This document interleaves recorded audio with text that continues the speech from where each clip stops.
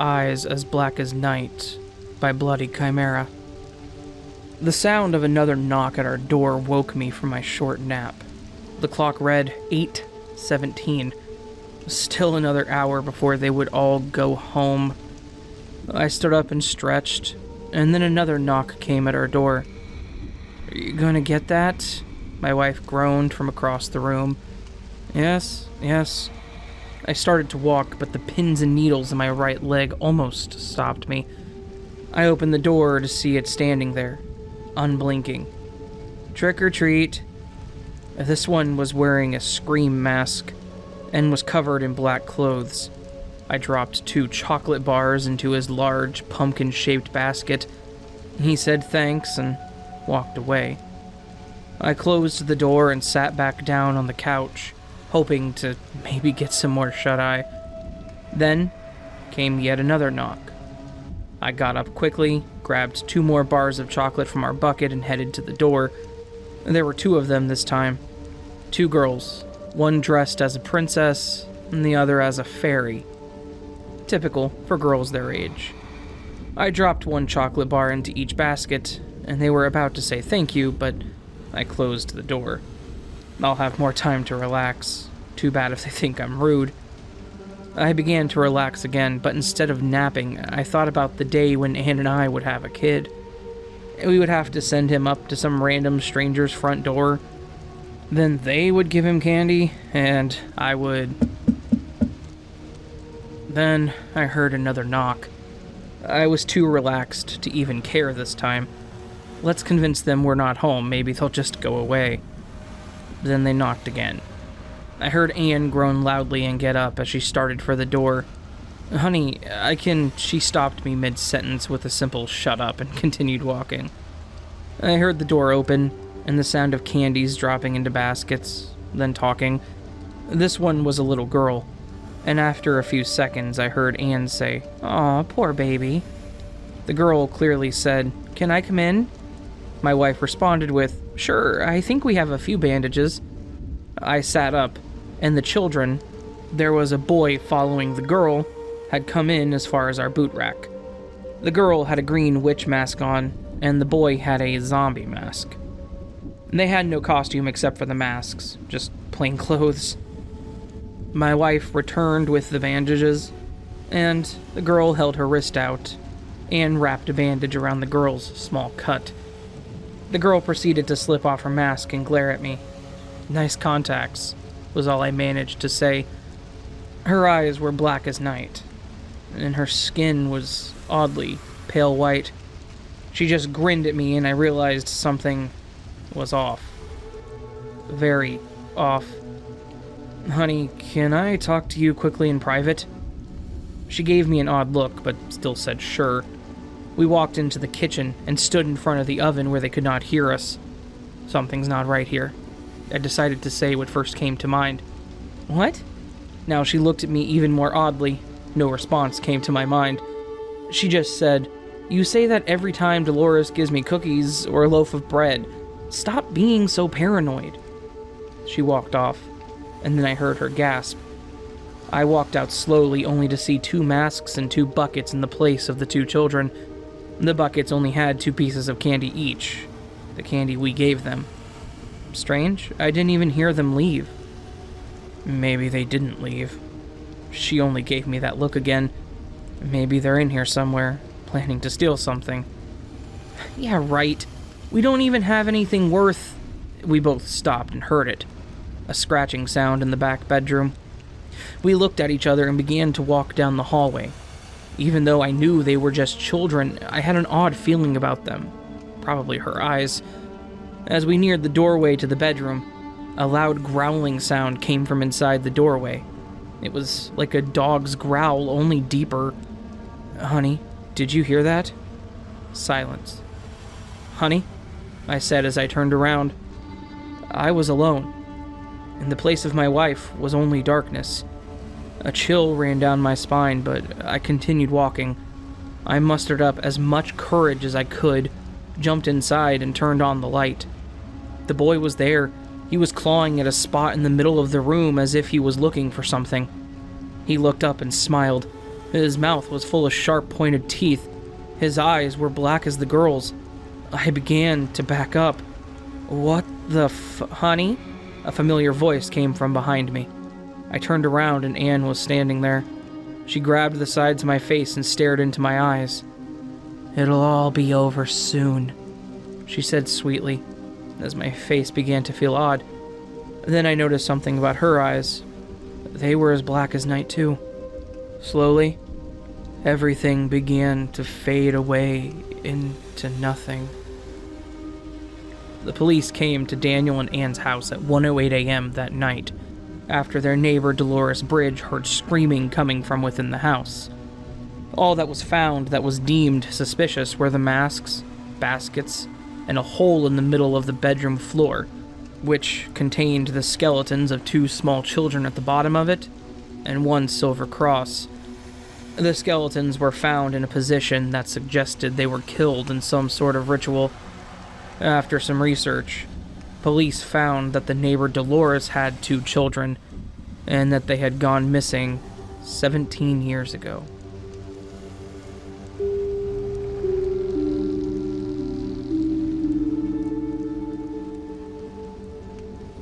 Trick or Treat, credited to ViolentHarvest and added by XanCrews. Don't bother trying to find it. You won't find anything about the name of the town or what happened here. This manuscript will be found long after the events that transpired in this place, but I hope against everything else that you're someone in the position of power. I pray to God himself that you can prevent this from ever happening again, but I don't want to give you too much credit. Like me, you are only human. After all, they are not. They've been around for a very, very long time. Fat chance, really.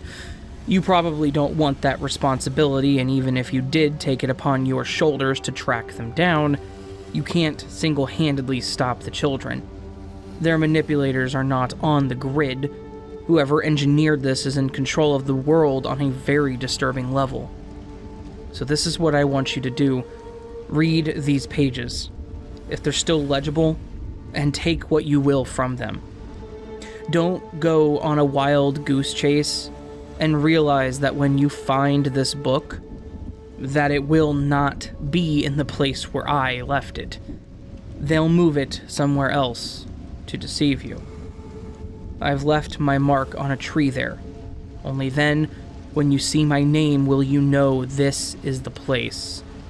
You may have even heard of it in history books, but rest assured, any rumors on Wikipedia or Google pages that you pull up will be guesswork at best. None of them are even close to the truth. When you find the place, there may already be another town just like it. That's what I'm trying to stop.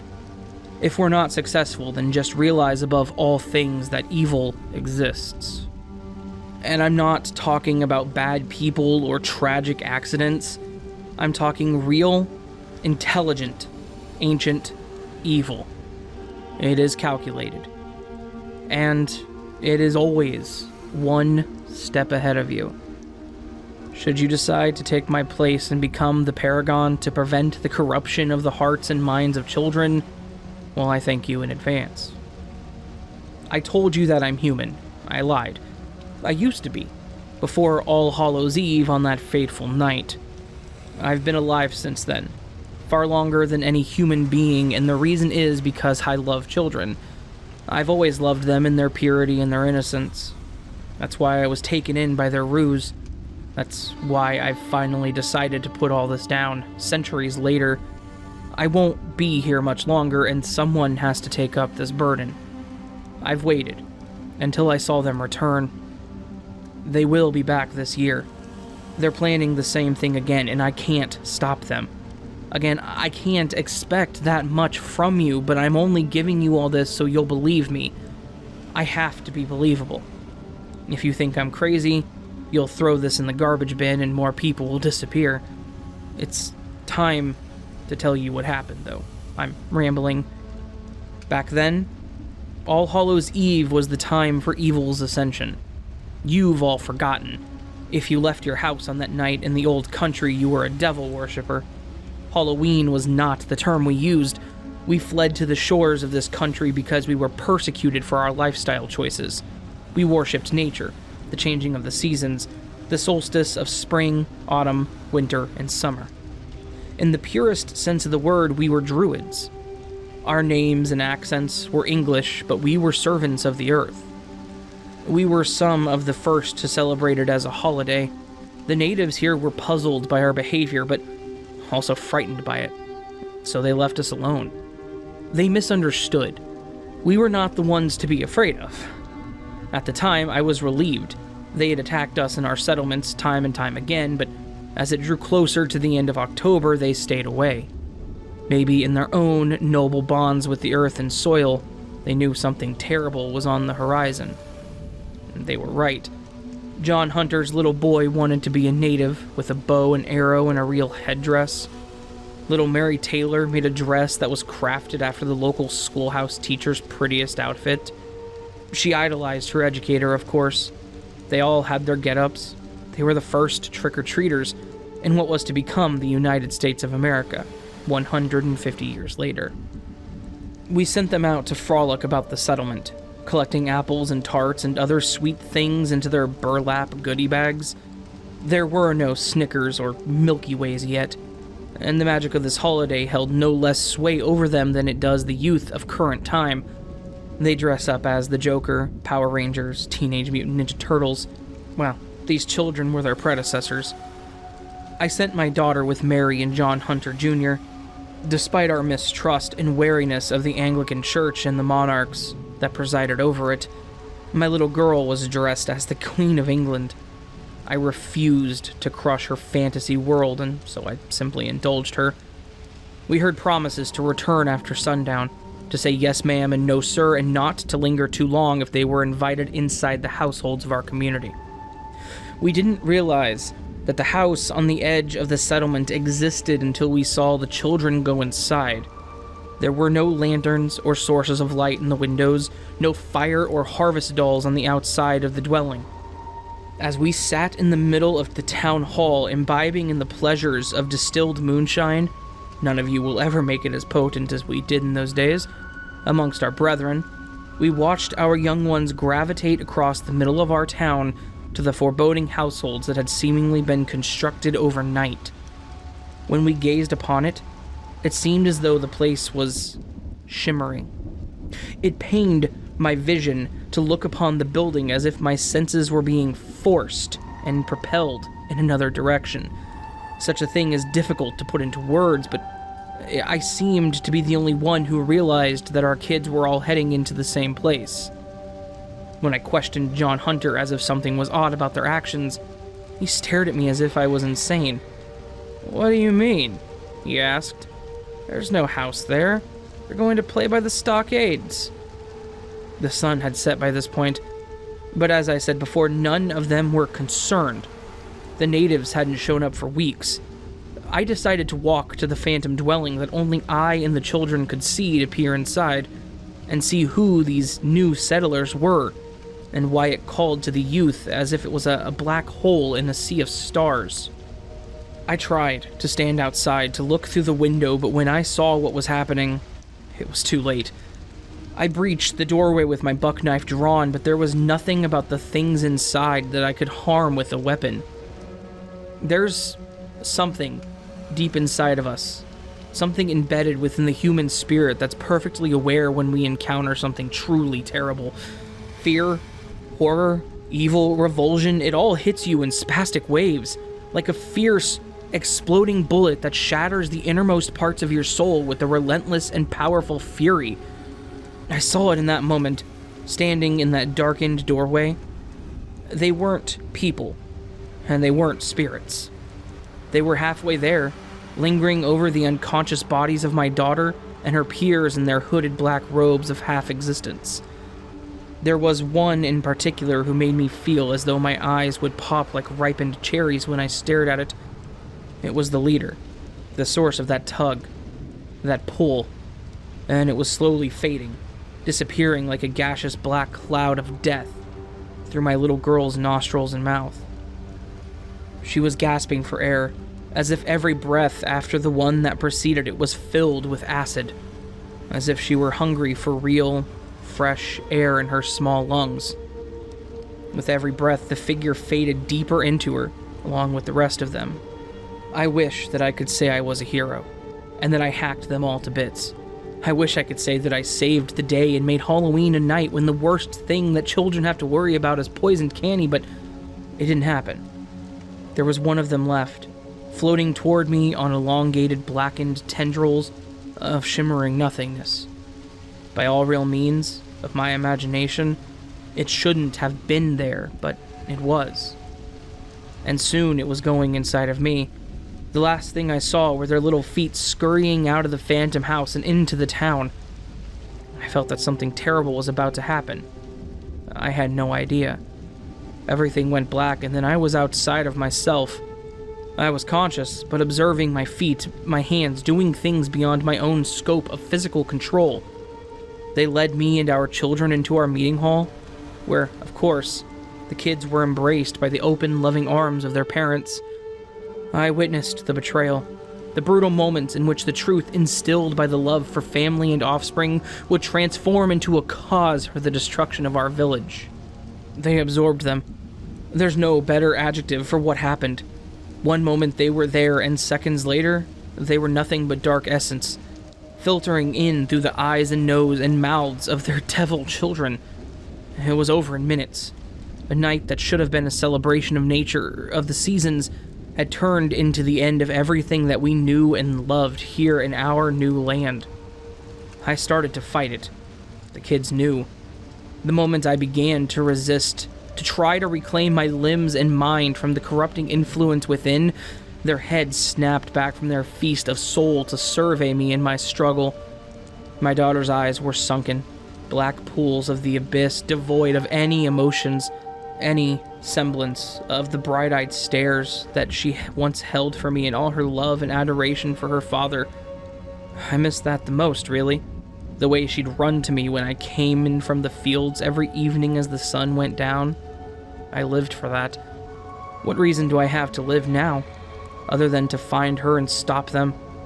I'm incapable. That falls on you, my friend. They took the part of my daughter that counts, the part that I loved and cherished, and turned her into a servant. You ask me why I'm still alive, and again, it's because I love her so very, very much.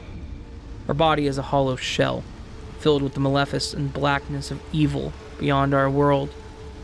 The black-robed things have grown as centuries have passed. They're from some place that is not of this world, but their urgency, their hunger to devour and destroy is insatiable. It's an exponential, amplifying contagion on mankind, and All Hallows' Eve is their pinnacle, their Christmas. I've done my best to warn you throughout history, to leave my mark in places where their desolation has left nothing but dust on the wind and empty houses. A deserted football field in Texas ghost towns, a card room in the back of a nightclub in Chicago, right under the nose of civilization, Roanoke Island, North Carolina, before John Rolfe founded in the aftermath. The thing that I expelled through sheer force of will alone has left me with an unusually long and empty life, devoid of anything but my desire for revenge. But I have failed. I'm pleading with you. October 31st is not long away. My little girl, or what's left of her, is going to lead them to the same place. It's been refounded, except now it hums with sport utility vehicles and cell phones. I just don't want this to happen to your children. Go to Roanoke and stop them from repeating the ritual. Those bodies they inhabit now are frail, on their way out.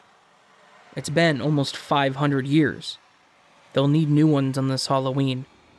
Look for a building that appears as though it shouldn't be there. It will be across from that very tree where I signed my name, where I made my mark.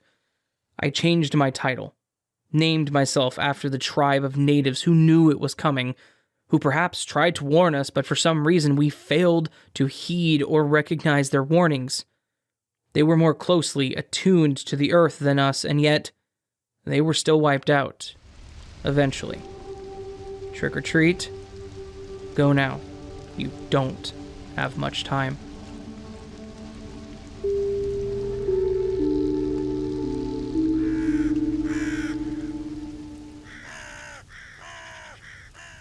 So that, my friends, was 2 short stories involving black-eyed children and Halloween, surprisingly. Not often you get 2 topics in one, is it? I hope you all enjoyed this little collection. Couple days out from Halloween, I'm trying to get caught up, trying to make sure I'm ahead for HorrorCon, which starts, tomorrow. I will be there as much as I can be at my booth, most likely. So hopefully you guys are there. Yeah. If you guys did enjoy this and would like more content like this, please do consider joining the Nevermore. All you gotta do is hit that subscribe button and the bell icon next to it. That makes you part of the Nevermore. You can also support the Nevermore by following me on any of my social media, visiting my website, or supporting the channel through Patreon or Ko-fi. All of it optional and all of it really appreciated, so consider doing any of those. Just saying. All that said, I really do hope you enjoyed this, and I really do hope I will see you on the next video, but until then, my friends, please sleep well.